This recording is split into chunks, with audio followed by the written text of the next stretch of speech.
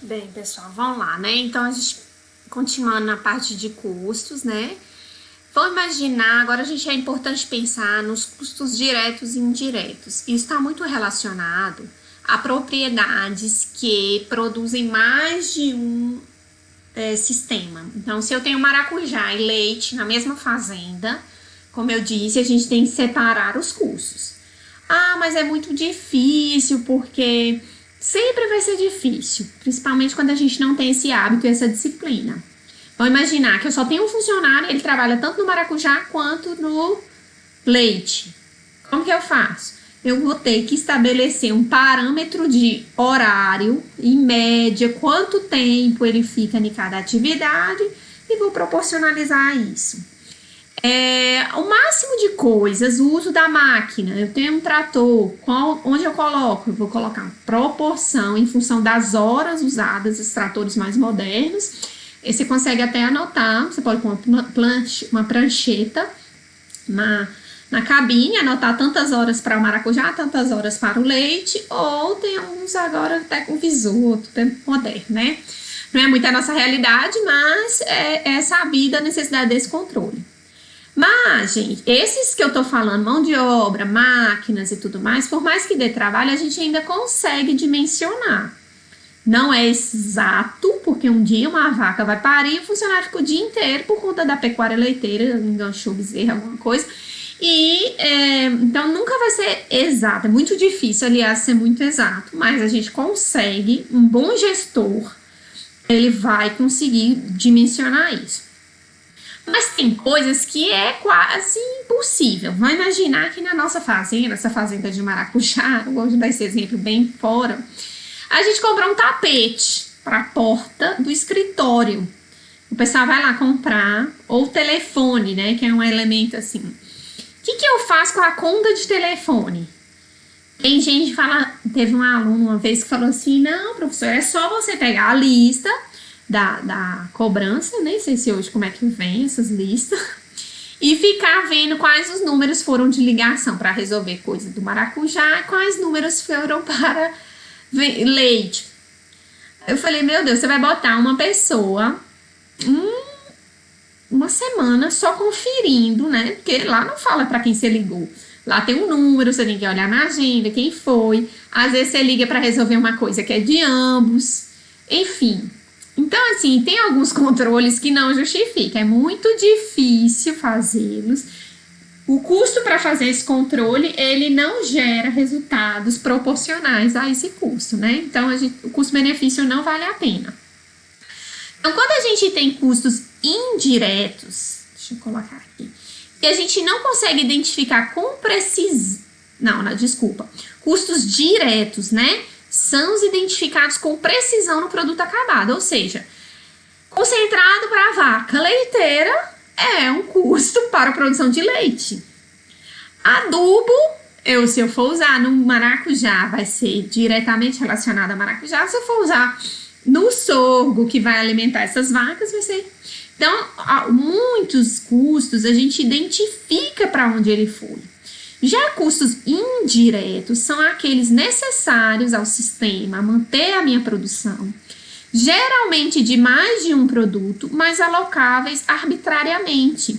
Eu arbitro, eu escolho, eu decido como que eu vou, quem vai pagar mais ou menos, mas eu preciso de um critério, e quanto mais esse critério for bem pensado, mais meu custo vai ser bem estruturado, tá? Através de um sistema de rateio.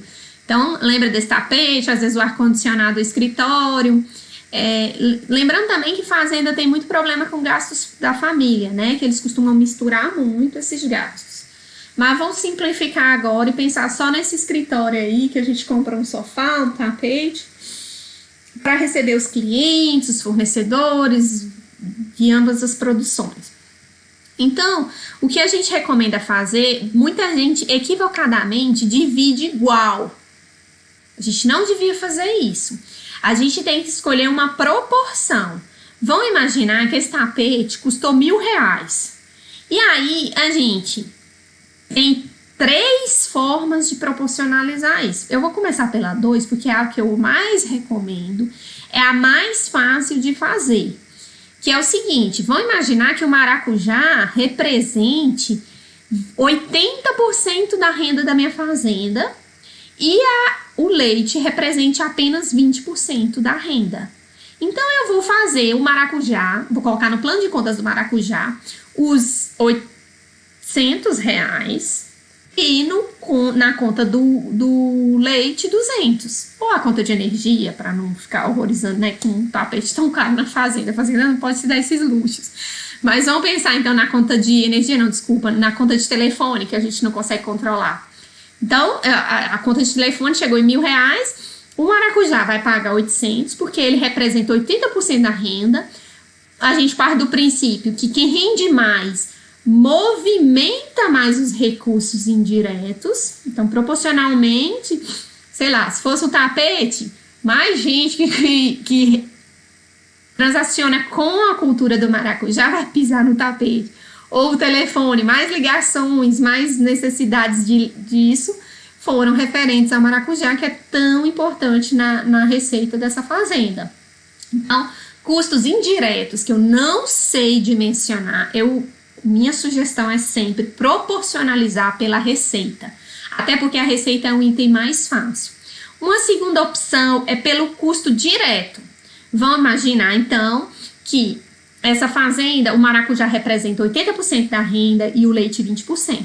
Mas quando a gente soma os custos para produzir maracujá, representa 60% e leite, os custos para produzir leite, esses diretos de alimentação, coisas referentes a leite, representam 40%. Então, essa é uma outra opção de rateio, de proporcionalizar. Se eu escolher uma opção, eu tenho que tentar mantê-la o máximo possível. E uma terceira possibilidade, que tem que ser vista com muita cautela, é a proporção pela área. Isso só deve acontecer quando você tem sistemas muito semelhantes, tanto do ponto de vista dos animais, por exemplo, do tamanho, quanto do sistema. Vamos lá. Então, eu não posso pegar a avicultura, que é a produção intensiva de pequenos animais, e comparar a área com bovino, porque eu vou distorcer a realidade. Agora, se eu tenho caprinos e ovinos, eu posso proporcionalizar em função da área de cada um. Se eu tenho bovino, de leite, de corte, ambos em sistema extensivo, eu posso usar a área, ok? Então, se eu tenho atividades de exploração muito semelhantes, a área pode ser um critério. É sempre bom que eu coloque um asterisco no plano de contas e deixe claro. Olha, o rateio desses itens foi definido baseado na renda bruta, na proporção da renda bruta. Porque qualquer outra pessoa que pegue as planilhas, ele vai entender qual o sentido daquela proporção, certo? Controle de estoque. Eu sei que isso não é muito comum em fazenda, às vezes pode dar a pessoa acha que dá muito trabalho. Fazendas mais organizadas e empresas maiores, você tem um setor que chama almoxarifado. Quando você vai pegar uma coisa no almoxarifado, você faz uma requisição, solicita, o almoxarife te entrega e anota. Então, toda vez que sai o material e entra, tem que ter algum controle. Como a gente não tem, às vezes, recursos para estruturar isso da maneira ideal numa fazenda, a gente também pode colocar uma planilhinha, uma prancheta e anotar lá. Tal dia eu tirei um saco de concentrado para bezerro, para novilho, para vaca. Isso ajuda também a manter esse controle do que foi usado. Isso quando você precisa estocar, ou você pode estocar bens. Porque quando você compra e usa naquele mês, você não precisa desse controle. A própria nota fiscal, eu comprei, sei lá, sal e é para usar esse mês. Agora, se eu comprei um caminhão de sal e ele vai durar 6 meses, a gente vai ver o tanto que estocar alguns itens pode ser muito benéfico para redução de custos. Você imagina a soja agora, né? O preço que tá, quem trabalha com... Quem tá a par desse universo de custos da pecuária leiteira sabe, soja tá um absurdo, nem tem coragem de falar o preço, deve ter mudado já. Então, quem comprou soja na época que tava barato, fez um grande negócio. A gente nunca tem certezas nem bola de cristal, mas a gente sabe períodos em que o preço tá melhor. E o desafio é ter onde estocar, porque não adianta eu comprar um caminhão e deixar ele mofar, deixar rato atacar. e estragar aquele investimento. Então, primeiro eu tenho que investir num silo, num armazenamento adequado, que conserve as propriedades desse alimento e estudar, então, a melhor época de comprar e negociar essa compra em volume, tá? Então, esse controle é quando eu tenho muito. Eu tenho que colocar de acordo com o que foi usado naquele mês. Lembra do custo de produção? Para leite é naquele mês. Para culturas é naquele ciclo. Então, quanto de adubo eu usei no ciclo da batata doce? Porque um mês não diz muito num ciclo curto, tá? Ou na safra. Enfim. Então, essa é uma dúvida comum. Eu vou ler aqui, porque tem muito texto. Em minha propriedade, compramos, no começo de julho, uma carga de farelo de soja que vai durar até setembro.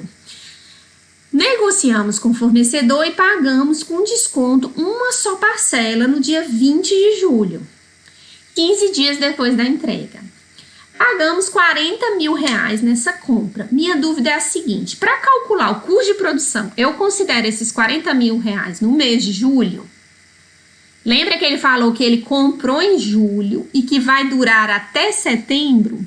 Até o final de setembro? Quer dizer que julho, né? Chegou no final de julho. Vai durar agosto e setembro. 2 ou 3 meses. 2 meses, vamos colocar. Se a gente tá falando de custo de produção, a gente tem que colocar quando a vaca comer esse farelo de soja e produzir aquele volume de leite ali, porque eu quero saber quanto custou aquele leite que ela produziu, aquela riqueza que foi produzida naquele período, ok? Então, como custo de produção, eu não posso pôr 40 mil em julho, não. Deve-se, então, vem cá, deve-se fracionar esses 40 mil enquanto durar o farelo, achando o preço por quilo e vendo quanto que cada vaca consome para se calcular o custo de produção. Se fosse no cálculo das despesas, aí esses 40 mil deveria ser considerado somente no mês que ele foi quitado, ou no fluxo de caixa, que é o que a gente vai ver agora. É isso mesmo, nós apropriamos a cada mês apenas o custo daquilo que foi consumido naquele período. Os 40 mil estão no fluxo de caixa, gerando um movimento em julho, enquanto em julho, agosto e setembro calculamos quanto foi gasto de farelo e estimamos e destinamos a cada centro de custos. Me digam se ficou claro, no próximo slide eu vou explicar um pouco mais. Nós temos 2 pontos em custos. O foco da disciplina é custo de produção. Eu quero saber quanto custa para produzir 1 quilo de banana, uma penca de banana, uma unidade de banana, um cacho de banana, uma caixa de banana, uma arroba de boi, 1 quilo de batata doce, um abacaxi. Porque depois que eu chegar no custo, eu divido pelo volume produzido, eu sei quanto foi a unidade. Depende da unidade que eu quero saber. Depois que eu levantei as informações, é muito fácil fazer isso por unidade, né? Então, se eu sei quantos quilos de banana foi, eu gastei 100 mil, eu pego 100 mil e divido pelos quilos. Se eu quero saber por unidade de banana, eu tenho que saber quantas bananas foram, né? Então, o foco da gente aqui é identificar isso. Por isso que se eu comprar um insumo muito grande, que vai durar mais de uma safra, ou mais de um mês, onde está sendo resultado de produção, eu tenho que passar para o outro lado. É diferente de fluxo de caixa, tá? Eu quero chamar a atenção porque fluxo de caixa é importante da gente fazer também, mas não é exatamente o que a gente vai ver aqui na disciplina. Vocês percebem quando você vai no caixa do supermercado e vai fazer uma troca do caixa, aquele que a gente paga? Ele não fecha o caixa e fica ali contando direitinho tudo que entrou, tudo que saiu daquele caixa, porque ele tem que dar, né, uma baixa no caixa. Não pode variar nem um centavo, tem que bater direitinho, entradas e saídas. Então, a fazenda também deve fazer isso, é um outro controle das contas, se eu tenho dinheiro na gaveta lá para fazer alguns pagamentos, eu tenho que saber quando tem dinheiro para entrar. Vou imaginar, eu vendi uma carreta de boi e eu vou falar números aqui, eu não tenho muita noção de gado de corte, mas sei lá, vai entrar 100 mil na conta e eu vou fazer uma compra de 80 mil. Eu tô fazendo essa compra agora e eu posso pedir para esperar até mês que vem, quando vão entrar esses 100 mil da carreta que eu vendi. Ou eu posso pedir um desconto à vista e pagar juro para pagar esses 80 mil. O que eu tenho que fazer? Se eu vou receber 100 mil mês que vem, eu tenho que tentar fazer o melhor negócio de forma que eu pague no mês que vem.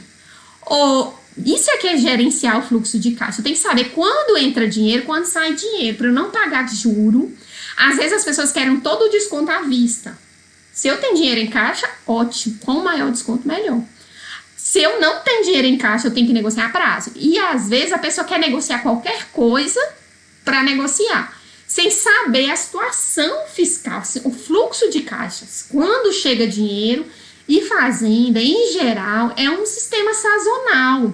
Tem época que a gente tem muito dinheiro e tem época que a gente não tem. Então, eu tenho que ter uma noção desse fluxo, quando vai entrar e quando vai sair dinheiro, para administrar esses recursos, ok, dentro da minha fazenda. Então, fluxo de caixa é diferente do custo de produção, mas é muito importante também. Você olha as entradas e saídas de caixa, isso serve para a clínica veterinária, para a sua mesada, para qualquer coisa, né? Imagina, eu recebo a bolsa no início do mês e em dia 20 eu recebo a ajuda da minha família. Eu tenho que organizar para não pagar juro, né? Fechar o saldo das contas, tanto as bancárias ou do dinheiro do caixa, evitar pagamento de juro ou dinheiro parado sem rendimento. Isso é muito importante, gente, porque vamos imaginar o seguinte, eu vendi essa carreta de boi e entrou 100 mil reais. E eu só vou comprar um outro lote aí de garrotes para engorda meio do ano que vem. Enfim, por muitas circunstâncias. Eu não posso deixar 100 mil parado na conta corrente. Eu tenho que colocar esses 100 mil em alguma aplicação. Não vou falar em aplicação de risco, não é isso. Mas eu tenho que colocar um volume desse para render alguma coisa, estudar a melhor época, ciente de que eu preciso de alguma liquidez, que é isso, eu preciso pegar nesse dinheiro com facilidade, eu não posso aplicar esse dinheiro no investimento que prende meu dinheiro, se a qualquer momento pode aparecer um negócio bom. Vai depender muito do que eu tenho que decidir. Se eu realmente estou seguro que eu só vou comprar animais em julho do ano que vem, eu posso prender meu dinheiro em algum investimento que não tem liquidez de curto prazo, quer dizer, ele fica preso. Normalmente esses rendimentos rendem mais se o banco souber que não precisa te entregar agora. Então você vai estudar, fluxo de caixa é isso, eu sei quando eu vou precisar para eu decidir o que é mais conveniente, o que é mais interessante de eu fazer com esse dinheiro agora. Mas existem investimentos que rendem muito pouco, mas que você tem toda a liquidez diária. Então, você não pode pegar esse dinheiro e deixar numa conta corrente que não rende nada, né? Então, é bem por aí. Então, analisar a condição do caixa. Então, é importante que se olhe isso. O produtor rural negligencia demais esses elementos. Negociar prazos e pagamentos. Prever épocas de maior necessidade de capital. Então, período de plantio, período de colheita, algumas épocas que são mais críticas, período da alimentação de animais. Então, eu tenho que me planejar em torno disso. Muitas vezes, por exemplo, a época da estiagem é a época que eu gasto mais e recebo menos. Veja, um descompasso aí. Então, eu ciente que é a época que eu vou precisar de mais recursos, eu tenho que pegar da época que tem menos, que eu ganhei mais na época das chuvas para ter uma reserva futura. Visualizar a data do payback, a gente não vê muito isso é mais em elaboração e análise de projetos, mas o payback é basicamente o tempo de retorno do capital. Eu fiz um investimento de 10 mil, eu ganho 1.000 por mês, e em 10 meses eu consigo pagar esse investimento. Então, eu vou saber fluxo, entradas e saídas de dinheiro para saber quanto que ele consegue pagar tudo que eu coloquei nele. Mas não se preocupem, é só para vocês conhecerem o termo. Prever a necessidade de capital externo. Então, antes de você pegar surpresa, não, vou ter que pegar um empréstimo, vou usar o juro do cartão de crédito. Gente, não façam isso, é um absurdo. Ou o juro do cheque especial. São os juros mais altos do mercado. É muito melhor você enfrentar uma burocracia de um empréstimo formal no banco, que costuma ter um juro menor, e me planejar para isso. Eu vou precisar do dinheiro tal, na época tal, eu vou fazer uma orçamentação, eu não vou ser pego de surpresa, né? Então, até a necessidade de capital externo tem que ser bem pensada. E evitar pagamento de juros, novamente, ok? Então, Basicamente é isso. Vou parar agora para não ficar muito